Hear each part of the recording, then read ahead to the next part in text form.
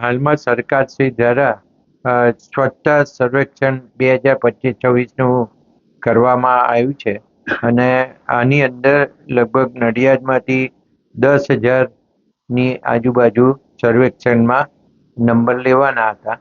એમાં આપણે 12,747 જેટલા સર્વેક્ષણની અંદર આપણું જે સર્વેક્ષણ છે એ આખા ગુજરાતની અંદર 9 મહાનગરપાલિકામાં આપણે પહેલા નંબર ઉપર અત્યારે સર્વેક્ષણમાં આવ્યા છે.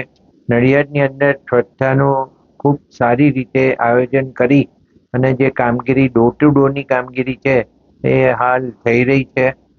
હજુ પણ એની અંદર કોઈ પણ જાતની કચાશ હોય તે દૂર કરવાના પ્રયત્નો હંમેશા ચાલુ રહ્યા છે.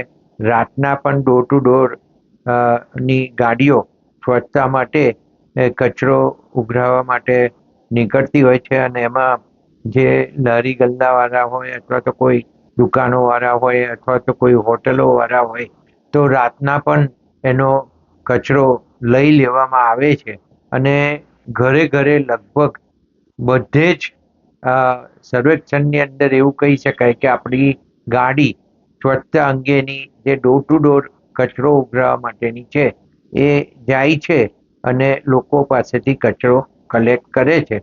પણ મારે તો હજુય વિનંતી કરવી છે.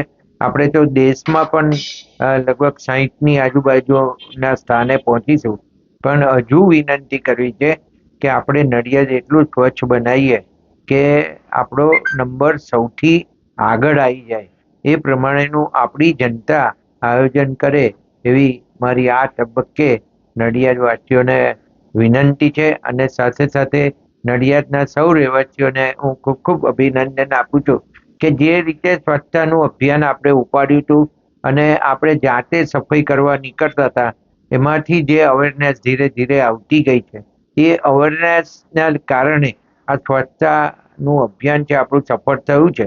તો હજુ આગળ ખૂબ સારી રીતે સફળતાપૂર્વક આપણે છેક ઉપરના નંબર સુધી પહોંચીએ એવું કરવા પ્રજાજનોને વિનંતી કરું છું. દેશના વડાપ્રધાનનું સપનું હતું કે હર ગાંવ સ્વચ્છ બને.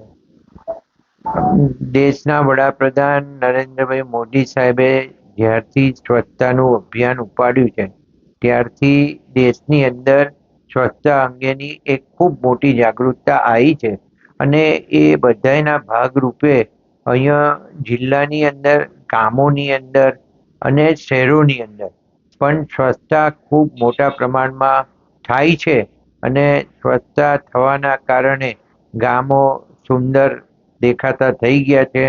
કચરા હવે રોડ પર દેખાતા નથી એ દેખાઈ રહ્યું છે અને પ્રજાજનો પણ પોતે કચરો બહાર નથી નાખતા એ ખૂબ સારી વાત છે. એ દેશના વડાપ્રધાન નરેન્દ્ર મોદીજીના આહ્વાનના કારણે જ બન્યું છે.